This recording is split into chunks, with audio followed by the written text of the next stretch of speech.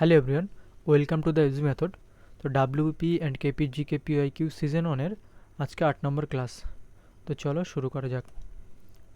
তো first question আছে, hematite কোন খনিজ পদার্থের আকরিক? কয়লা, বক্সাইট, লোহা আর তামা। তো সঠিক উত্তর হবে লোহা। তো লোহার অন্য আকরিকগুলো দেখো চলো। তো ম্যাগনেটাইট, ম্যাগনেটাইট হচ্ছে লোহার সবথেকে ফাইনেস্ট আকরিক। আচ্ছা, এই এই ম্যাগনেটাইটে হাই কন্টেন্ট অফ আয়রন আছে, মানে এখানটায় আপ টু 70% এই আয়রন এখানটায় কন্টেইন করে ম্যাগনেটাইট। সব থেকে উৎকৃষ্ট মানের যে লোহা সেটা ম্যাগনেটাইট। হেমাটাইট, হেমাটাইটে তোমার আয়রনের যে পরিমাণ হচ্ছে 50 থেকে 60%। এই যে হেমাটাইট, এটা importance most important industrial iron, মানে ইন্ডাস্ট্রি যে ক্ষেত্রে এই যে হেমাটাইটটা প্রয়োজন সব থেকে বেশি হয়। আচ্ছা, সব থেকে লোহার যে পরিমাণ সেটা কোন স্টেটে রিজার্ভ করা আছে সব থেকে বেশি? সেটা হচ্ছে ওড়িশা। আর ওড়িশার পরেই আছে ছত্তিশগড়, তারপরে কর্ণাটক। তো এটাই মনে রাখতে হবে যে সব থেকে বেশি পরিমাণে লোহার রিজার্ভ করা আছে কোথায়, সেটা হচ্ছে ওড়িশায়। তো নেক্সট কোশ্চেন দেখো, ক্ষেত্রী খনিটি কোন ধাতু উত্তোলনের জন্য বিখ্যাত? খনিজ তেল, তামা, লোহা আর সোনা। ও আরেকটা এখানটাই দেখো, আগের কোশ্চেনে এই ম্যাগনেটাইট কর্ণাটকের কর্ণাটকের কুদ্রেমুখ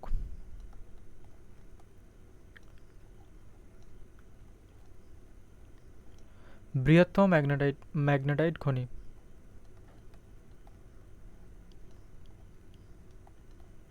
ম্যাগনেটাইট খনি।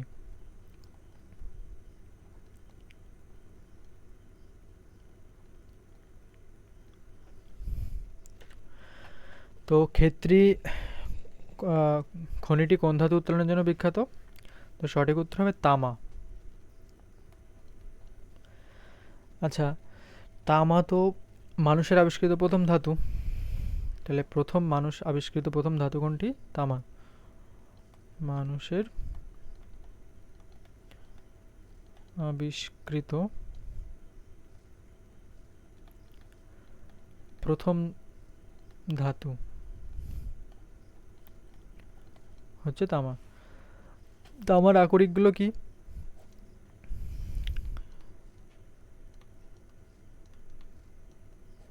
তামার আকরিকের মধ্যে আছে চালকোসাইট,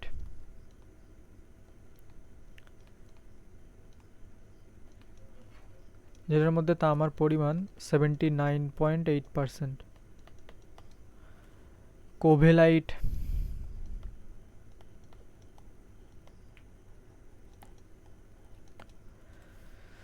বোরনাইট,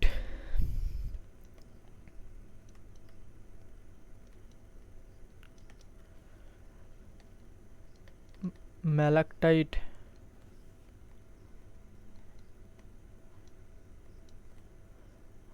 অ্যাজুরাইট, এগুলো হচ্ছে তামার আকরিক। আচ্ছা, খনি দেখো,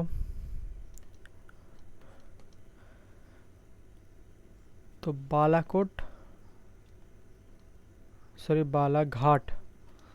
বালাঘাট বলে একটা খনি আছে, সেটা মধ্যপ্রদেশে।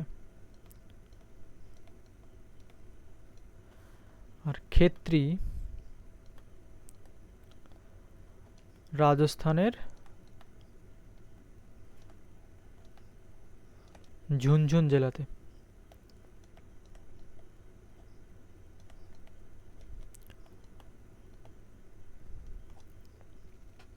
এটি 1967-এ আবিষ্কৃত হয়।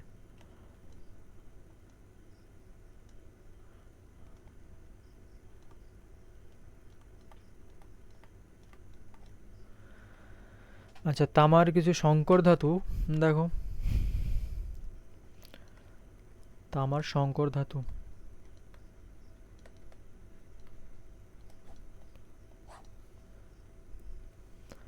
ব্রোঞ্জ,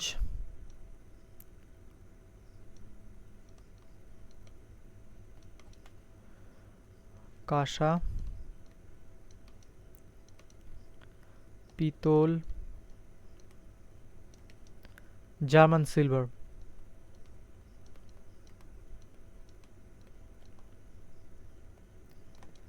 কি কি মিলে তৈরি হয় দেখো, তো ব্রোঞ্জ হচ্ছে তামা আর টিন এর ফলে মিশ্রণের ফলে তৈরি হয়, তামা প্লাস টিন।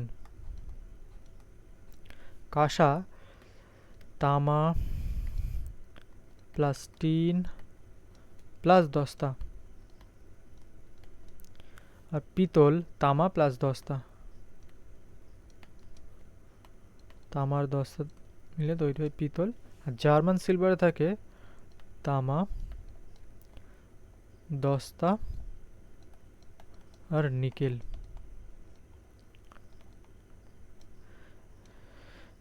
এগুলো এক্সাম পার্সপেক্টিভ থেকে খুব ইম্পর্টেন্ট। আচ্ছা, কোনটি সবচেয়ে উৎকৃষ্ট মানের কয়লা? পিট, বিটুমিনাস, অ্যান্থ্রাসাইট, লিগনাইট। তো সঠিক উত্তর হবে অ্যান্থ্রাসাইট। আচ্ছা, কয়লাগুলো দেখো এখানে অ্যান্থ্রাসাইট, বিটুমিনাস, লিগনাইট, পিট। তো অ্যান্থ্রাসাইট হচ্ছে সব থেকে উন্নত মানের কয়লা। এখানে তোমার কয়লার পরিমাণ প্রায়, কার্বনের পরিমাণ থাকে প্রায় 85 থেকে 95%। এরপর বিটুমিনাস, বিটুমিনাসে কার্বনের পরিমাণ 50 থেকে 58%, ব্ল্যাক কোলও বলা হয়। আর ভারতে সব থেকে বেশি পাওয়া যায় এই বিটুমিনাস, সবচেয়ে বেশি পাওয়া যায় বিটুমিনাস। আচ্ছা, লিগনাইট পিট অপেক্ষা উন্নত, এই কয়লা ভারতে সবচেয়ে কম। এই লিগনাইটকে বলা হয় ব্রাউন বা বাদামি কোল বলা হয়। এই ব্রাউন বাদামি রঙের হয়, এটা ইম্পর্টেন্ট, এটা আগের দিন করেওছি মনে হচ্ছে আর একটা সেটে। আচ্ছা, পিট, পিট হচ্ছে নিকৃষ্টতম কয়লা, মানে পিটে কার্বনের পরিমাণ সব থেকে কম, প্রচুর ধোঁয়া উৎপন্ন হয় এই পিটে, কার্বনের পরিমাণ যেহেতু কম তার জন্য। নেক্সট কোশ্চেন দেখো, মুরির সিন্দালকো কারখানা কোন নদীর তীরে অবস্থিত? তো মুরির সিন্দালকো কারখানা সুবর্ণরেখা নদীর তীরে অবস্থিত। এটা হচ্ছে ভারতের প্রথম অ্যালুমিনা শোধনাগার, ভারতের প্রথম অ্যালুমিনা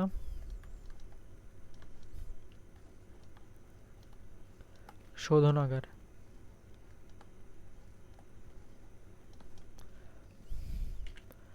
নেক্সট কোশ্চেন, ভারতের সংবিধানে রাষ্ট্র পরিচালনায় নির্দেশাত্মক নীতি বা DPSP, directive principal of state policy, সেটা কোন দেশ থেকে নেওয়া হয়েছে? তো আগে আমরা দেখে নিই কনস্টিটিউশনের যে উৎসটা কোথা থেকে, কোন দেশ থেকে কী কী নেওয়া হয়েছে সেগুলো আগে দেখে নিই। তো আমেরিকা থেকে নেওয়া হয়েছে প্রস্তাবনা। লিখিত সংবিধান থাকবে ভারতের একটা, সেটা নেওয়া হয়েছে উপরাষ্ট্রপতি। মৌলিক অধিকার, এটা ভেরি ভেরি ইম্পর্টেন্ট, মৌলিক অধিকার নেওয়া হয়েছে আমেরিকা থেকে। সুপ্রিম কোর্ট এবং বিচার ব্যবস্থা নেওয়া হয়েছে। প্রভিশনস অফ স্টেট নেওয়া হয়েছে, রিমুভাল অফ জাজ, জুডিশিয়াল রিভিউ, এগুলো সবই নেওয়া হয়েছে আমেরিকা থেকে। ব্রিটেন থেকে কী নেওয়া হয়েছে?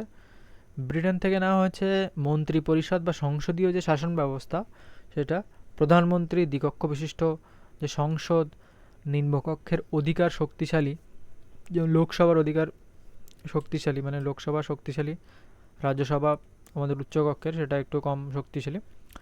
এক নাগরিকত্ব, সিঙ্গেল সিটিজেনশিপ নেওয়া হচ্ছে ব্রিটেন থেকে।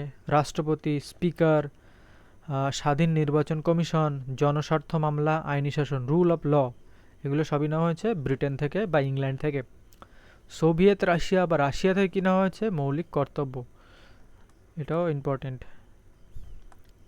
পঞ্চবার্ষিকী পরিকল্পনা কোথা থেকে নেওয়া হয়েছে? রাশিয়া থেকে। অস্ট্রেলিয়া থেকে কী নেওয়া হয়েছে? যৌথ তালিকা, যুগ্ম তালিকা নেওয়া হয়েছে অস্ট্রেলিয়া থেকে। প্রস্তাবনার ভাষা নেওয়া হয়েছে, কেন্দ্র রাজ্য সম্পর্ক নেওয়া হয়েছে অস্ট্রেলিয়া থেকে। জাপান থেকে সুপ্রিম কোর্টের গঠন, এটা নেওয়া হয়েছে। দক্ষিণ আফ্রিকা থেকে নেওয়া হয়েছে সংবিধান সংশোধনীর পদ্ধতি, কনস্টিটিউশনাল অ্যামেন্ডমেন্ট যেটা, সেটা নেওয়া হয়েছে দক্ষিণ আফ্রিকা থেকে। কানাডা থেকে নেওয়া হয়েছে যুক্তরাষ্ট্রীয় শাসন ব্যবস্থা। আচ্ছা, এই যুক্তরাষ্ট্রীয় শাসন ব্যবস্থায় কেন্দ্রীয় প্রবণতা আধিক্য, কেন্দ্র রাজ্যের মধ্যে ক্ষমতার বন্টন, সেটাও কানাডা থেকে নেওয়া হয়েছে। আয়ারল্যান্ড, আয়ারল্যান্ডের সংবিধান থেকে নেওয়া হয়েছে এই নির্দেশমূলক নীতি। তো আমাদের সঠিক উত্তর হয়ে যাবে আয়ারল্যান্ড। ফ্রান্স থেকে নেওয়া হয়েছে যে রিপাবলিক আর ইকুয়ালিটি, যে দুটো শব্দ, প্রজাতন্ত্র সাম্য শব্দ দুটি নেওয়া হয়েছে। জার্মানি থেকে জরুরি অবস্থায় মৌলিক অধিকার বাতিল, এটা নেওয়া হয়েছে। 1935-এর ভারত শাসন আইন, সেখান থেকে নেওয়া হয়েছে রাজ্যপাল, জরুরি অবস্থা, পাবলিক সার্ভিস কমিশন, কেন্দ্র রাজ্য সম্পর্ক। আচ্ছা, ভারতের যে সংবিধান সেটা কোয়াজি ফেডারেল, মানে আধা যুক্তরাষ্ট্রীয় প্রকৃতির সংবিধান। ঠিক আছে, তো স্টার মার্ক যেগুলো করা আছে সেগুলো একটু মনে রাখবে, এগুলো ইম্পর্টেন্ট, ভেরি ভেরি।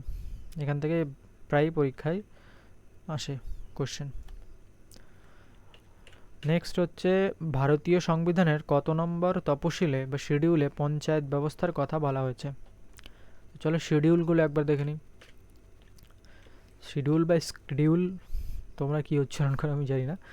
আচ্ছা, প্রথম যে তপশিল, 1 নম্বর তপশিলে কি আছে, এখানে বলা হচ্ছে যে তোমার যে রাজ্যের, আমাদের যে দেশ, তার যে এখানে স্টেট এবং যে তাদের টেরিটরিজ সম্পর্কে ধারণা দেওয়া আছে বা লিস্ট দেওয়া হয়েছে। এই ফার্স্ট যেখানে 28টা রাজ্য, 7টা কেন্দ্রশাসিত অঞ্চল এবং একটি জাতীয় রাজধানী শাসিত অঞ্চল, সেটা দেওয়া আছে এই 1 নম্বর তপশিলে। 2 নম্বর তপশিলে দেওয়া আছে রাষ্ট্রপতি, রাজ্যপাল, সুপ্রিম কোর্ট, হাইকোর্টের বিচারপতি, স্পিকার, লোকসভার স্পিকার, তারপরে কম্পট্রোলার, অডিটর জেনারেল, সিএজি, এদের যে বেতন আর ভাতা, তো 2 নম্বর হচ্ছে বেতন ভাতা দেওয়া আছে।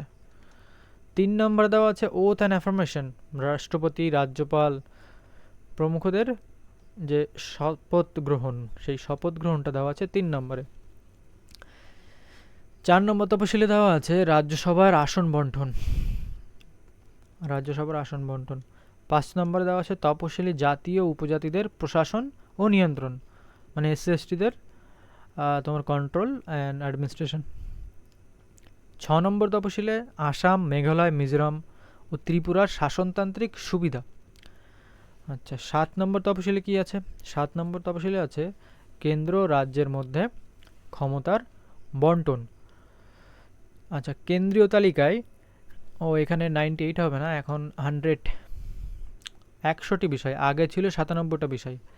রাজ্য তালিকায় 61টি বিষয় হয়ে গেছে, আর আগে ছিল 66টি বিষয়।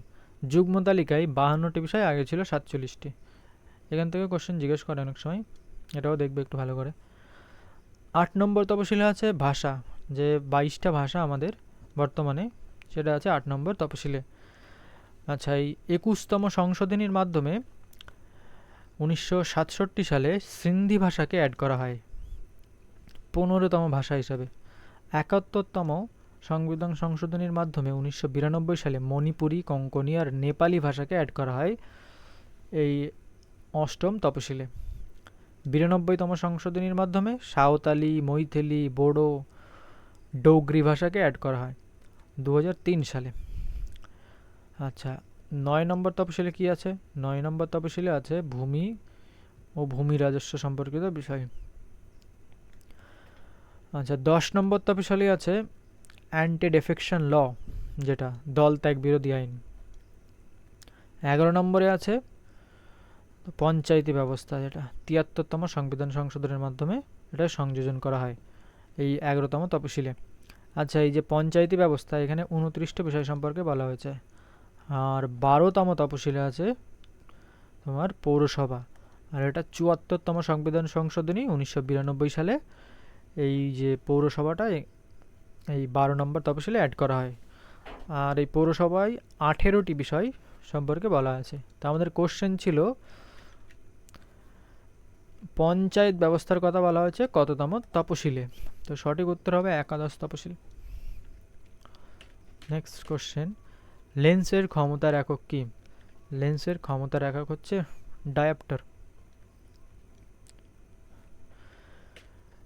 আচ্ছা, দেখো, বলের এসআই একক হচ্ছে নিউটন, কোণের এসআই একক হচ্ছে রেডিয়ান, তড়িৎ প্রবাহের অ্যাম্পিয়ার, তারপরে তড়িৎ চালক বলের হচ্ছে ভোল্ট, তড়িৎ শক্তি বা ক্ষমতার একক হচ্ছে জুল, এসআই একক, কার্যের ফুট পাউন্ডেল, এফপিএস, আচ্ছা, কার্য বা শক্তির জুল, এসআই একক হচ্ছে জুল। তাপের এসআই একক সিজিএস একক হচ্ছে তোমার ক্যালোরি। আচ্ছা, ভরের এসআই একক কিলোগ্রাম, উষ্ণতার এসআই একক কেলভিন, লেন্সের ক্ষমতার এসআই একক হচ্ছে ডায়াপ্টার। তো এখানে লেন্সের ক্ষমতার এসআই একক ডায়াপ্টার। আচ্ছা, বৈদ্যুতিক ক্যাপাসিটি ফ্যারাডে, শব্দের কম্পাঙ্ক তীব্রতা ডেসিবেল, আলোর তরঙ্গ দৈর্ঘ্যের পরিমাপের একক হচ্ছে অ্যামস্ট্রং। বৈদ্যুতিক বিভব এর একক এসআই একক ওহম। আচ্ছা, এই দীপ্তি প্রবাহের এসআই একক হচ্ছে লুমেন। কম্পাঙ্ক এর একক হচ্ছে হার্জ। তড়িৎ পরিমাণ কুলম্ব। তড়িৎ বিভব ও বিভব পার্থক্য ভোল্টা, মিটার নয়, সরি ভোল্ট হবে, ভোল্ট। তড়িৎ বিভব এবং তড়িৎ পার্থক্য ভোল্ট হবে এসআই একক। তড়িৎ শক্তি আর্গ। রোধাঙ্কর ওহম সেন্টিমিটার। ক্ষমতার এফপিএস হচ্ছে হর্স পাওয়ার, আর ক্ষমতার সিজিএস পদ্ধতি হচ্ছে আর্গ সেকেন্ড। কাজ বা শক্তি সিজিএস পদ্ধতি হচ্ছে আর্গ, আর তাপের এসআই পদ্ধতি হচ্ছে জুল। ভরের সিজিএসে গ্রাম। তেজস্ক্রিয়তার এসআই একক হচ্ছে বেকারেল। তো এগুলো মনে রাখবে। বাতাসে শব্দের বেগ স্বাভাবিক অবস্থায় হয় 344 metre per second, 3320 metre per second, 30 metre per second আর 3200 মিটার পার সেকেন্ড। তো সঠিক উত্তর হবে 344 মিটার পার সেকেন্ড। এটা 20 ডিগ্রি সেন্টিগ্রেড উষ্ণতায়, সেন্টিগ্রেড অথবা 68 ডিগ্রি ফারেনহাইট উষ্ণতায়। কারণ উষ্ণতা বাড়লেই আবার বেগ বেড়ে যাবে, তার জন্য উষ্ণতাও মেনশন করা দরকার। নেক্সট কোশ্চেন, সোনার রাসায়নিক সংকেত কি? সোনারা হবে না, সোনার হবে। আচ্ছা, GA, GA AU S AS আর এজি। তো জিএ হচ্ছে গ্যালিয়াম, গ্যালিয়ামের রাসায়নিক সংকেত।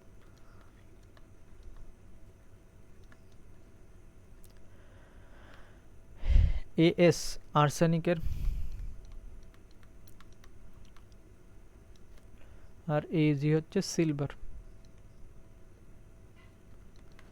তো সোনার রাসায়নিক সংকেত হচ্ছে এইউ।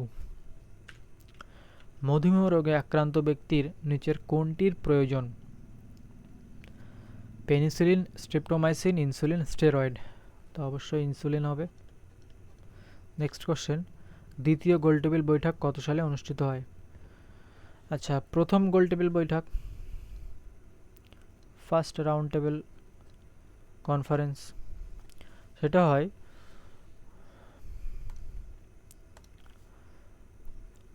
12ই নভেম্বর 1930 থেকে 19শে জানুয়ারি 1931 পর্যন্ত। এটা হয় সবগুলোই যে গোলটেবিল বৈঠক, 3টে গোলটেবিল বৈঠকই লন্ডনে হয়।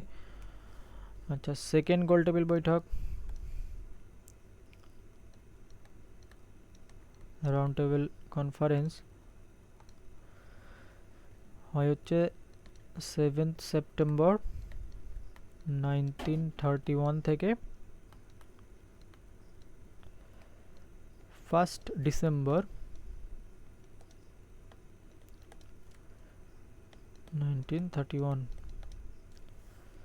থার্ড যে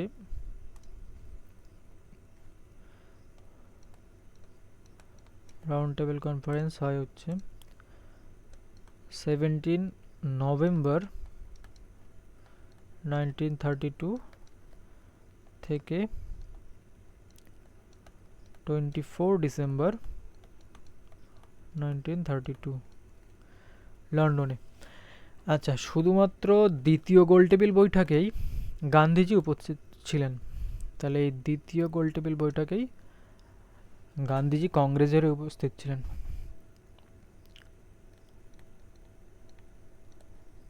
গান্ধীজি শুধুমাত্র সেকেন্ড গোলটেবিল বৈঠকেই, আচ্ছা সংক্ষেপে লিখি, রাউন্ড টেবিল কনফারেন্সেই উপস্থিত ছিলেন।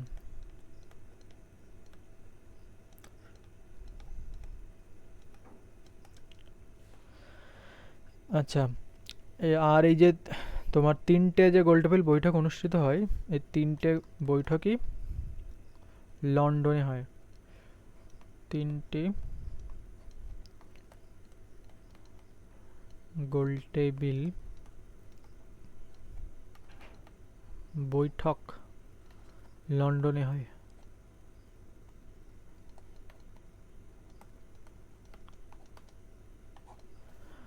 আর তিনটে বৈঠকেই ভারতের একজন ব্যক্তি উপস্থিত ছিলেন, তার নাম বি.আর. আম্বেদকর। ডক্টর, তিনটি বৈঠক doctor B.R.. Ambedkar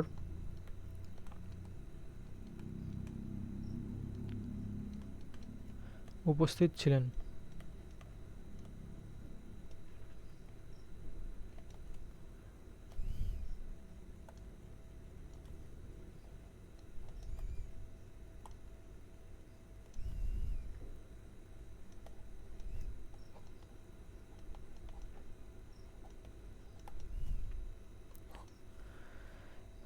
next question দেখো, কত সালে গান্ধীজি ডান্ডি অভিযান শুরু করেন? ও, তাহলে এখানটায় দ্বিতীয় গোলটেবিল বৈঠক হবে 1931 সালে।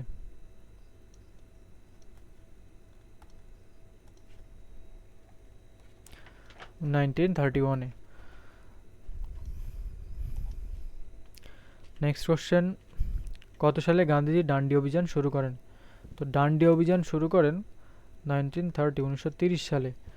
আচ্ছা, তিনি 1930 সালের 12 মার্চ সবরমতী আশ্রম থেকে শুরু করেন। মতি আশ্রম থেকে এই অভিযান শুরু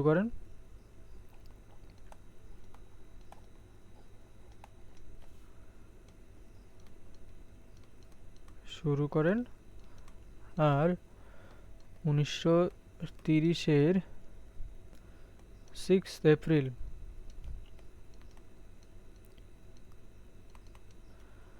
তিনি ডান্ডিতে পৌঁছান।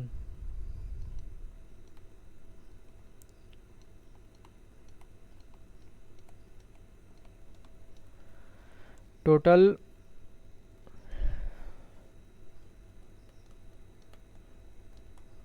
239 মাইল, যেটা 385 কিমি প্রায়, এই দূরত্ব অতিক্রম করতে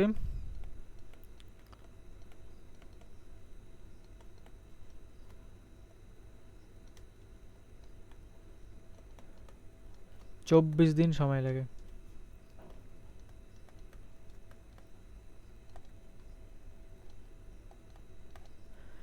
আচ্ছা, প্রথমে প্রতিনিধি সংখ্যা ছিল হচ্ছে 78, 78 জনকে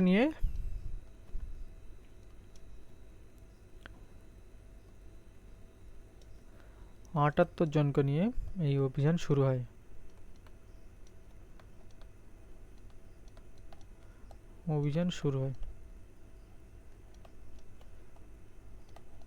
পরে ধীরে ধীরে লোক সংখ্যা আরো বাড়তে থাকে।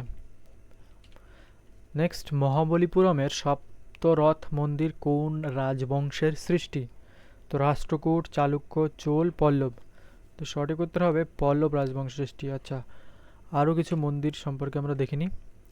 লিঙ্গরাজ মন্দির ভুবনেশ্বরে অবস্থিত, উড়িষ্যা।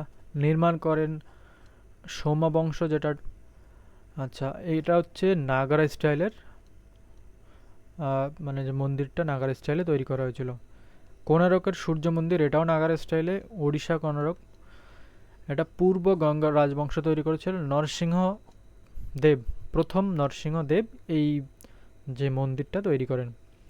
খাজুরাহ মন্দির মধ্যপ্রদেশ অবস্থিত, এটাও নাগারা স্টাইলের।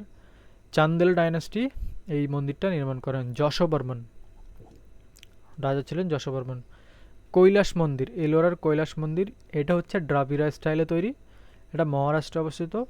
রাষ্ট্রকূট বংশ এই কৈলাস মন্দির নির্মাণ করেন প্রথম কৃষ্ণ, রাজা প্রথম কৃষ্ণ, রাষ্ট্রকূট বংশের প্রথম কৃষ্ণ এই যে কৈলাসনাথ মন্দিরটি নির্মাণ করেন। বৃহদেশ্বর টেম্পল থাঞ্জাভুরে অবস্থিত, তামিলনাড়ুর, দ্রাবিড় স্টাইল, চোল রাজা প্রথম রাজা চোল, যে চোল বংশের প্রথম রাজা চোল এই বৃহদেশ্বর মন্দিরটি নির্মাণ করেন।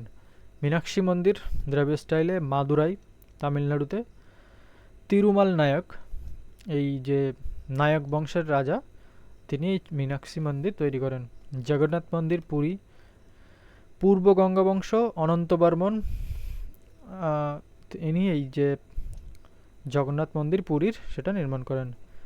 সোমনাথ মন্দির গুজরাটের, এটা চালুক্য রাজবংশ তৈরি, রাজা ভীমদেব বলছে পুনর্নির্মাণ করেন, আর মূল রাজ হচ্ছে নির্মাণ করেন। তো সোমনাথ মন্দির হচ্ছে নাগারা স্টাইল, এইগুলো কিন্তু ইম্পর্টেন্ট, কোনটা নাগারা কোনটা। দক্ষিণ ভারতে যেসব মন্দির সেগুলো বেশিরভাগই দ্রাবিড় স্টাইলে, আর উত্তর ভারতের বা পূর্ব ভারতের কিছু কিছু মন্দির সেগুলো সবই নাগারা স্টাইল। শোর মন্দির বা শোর মহাবলীপুরমের, দ্রাবিড় স্টাইল, তামিলনাড়ু। পল্লব রাজবংশর নরসিংহ বর্মন, দ্বিতীয় নরসিংহ বর্মন এই যে শোর মন্দিরটা তৈরি করেন। হাম্পির বিরূপাক্ষ মন্দির, এটা ভাসারা স্টাইল, মানে এই যে নাগারা স্টাইল আর দ্রাবিড় স্টাইলের মিলে একটা নতুন স্টাইল তৈরি হয়, সেটা হচ্ছে ভাসারা স্টাইল। এটা কর্ণাটকের অবস্থিত বিজয়নগর যে সাম্রাজ্য, তার শ্রেষ্ঠ রাজা কৃষ্ণদেব রায় এই হাম্পির বিরূপাক্ষ মন্দিরটি নির্মাণ করেন। নেক্সট কোশ্চেন দেখো, বৌদ্ধ ধর্মগ্রন্থ ত্রিপিটক কোন লিপিতে কোন ভাষাতে লেখা ছিল? তো ত্রিপিটক হচ্ছে পালি ভাষাতে লেখা ছিল। আচ্ছা, জৈনদের যে প্রধান ধর্মগ্রন্থ দ্বাদশাঙ্গ, সেটা এই প্রাকৃত ভাষায় লেখা ছিল, দ্বাদশাঙ্গ।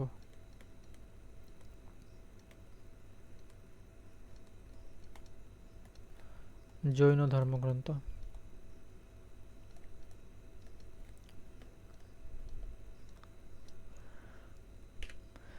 দুটি অলিম্পিক পদক জয়ী প্রথম ভারতীয় মহিলা কে ছিলেন? মীরাবাই চানু, পিটি ঊষা, মেরি কম, পিভি সিন্ধু। তো দুটি অলিম্পিক জয়ী করেছিলেন প্রথম ভারতীয় মহিলা হচ্ছে পিভি সিন্ধু, ব্যাডমিন্টন তিনি খেলতেন।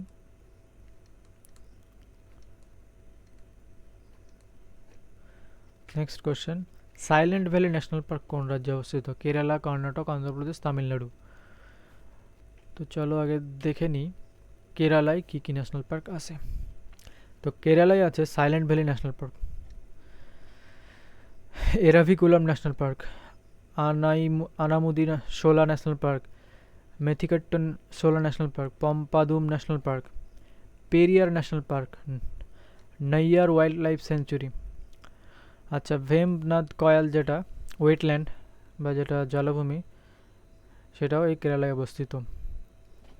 তাহলে আমাদের উত্তর হবে কি সাইলেন্ট ভ্যালি, কেরালায় অবস্থিত। কর্ণাটকে কি কি ন্যাশনাল পার্ক আছে? ব্রহ্মগিরি ওয়াইল্ড লাইফ স্যাঞ্চুরি আছে। আচ্ছা, Anshi national park, Nagarhole national park, তারপরে Bannerghatta national park, Bandipur national park, Kudremukh national park. কেরালায় অবস্থিত এগুলো সবই। তামিলনাড়ুতে কি কি আছে? Guindy national park, Mudumalai national park, Mukurthi national park, আর gulf of Mannar marine national park, এইগুলো আছে তামিলনাড়ুতে। অন্ধ্রপ্রদেশে আছে Papikonda national park, Coringa wild life sanctuary, Rajiv Gandhi national park, Sri Venkateswara national park. তো নেক্সট কোশ্চেন দেখো, হিন্দি সিনেমা জগতে কোন অভিনেতা দাদামণি নামে পরিচিত? তো দাদামণি বলা হতো অশোক কুমারকে। প্রখ্যাত বাংলা উপন্যাস প্রথম প্রতিশ্রুতি কার লেখা? প্রথম প্রতিশ্রুতি সুনীল গঙ্গোপাধ্যায়, লীলা মজুমদার, আশাপূর্ণা দেবী, মহাশ্বেতা দেবী। দেখো, সুনীল গঙ্গোপাধ্যায়ের লেখা বুকস হচ্ছে সেই সময়।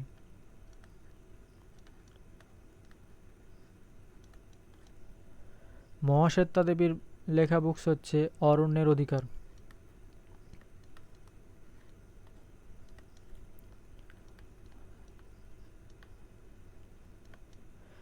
আর প্রথম প্রতিশ্রুতি হচ্ছে আশাপূর্ণা দেবীর।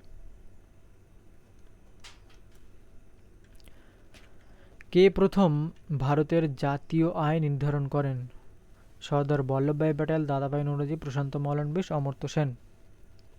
তো সঠিক উত্তর হবে দাদাভাই নৌরোজি। দাদাভাই নৌরোজির লেখা বিখ্যাত বুকসটার নাম কি? Poverty and un-British rule in India.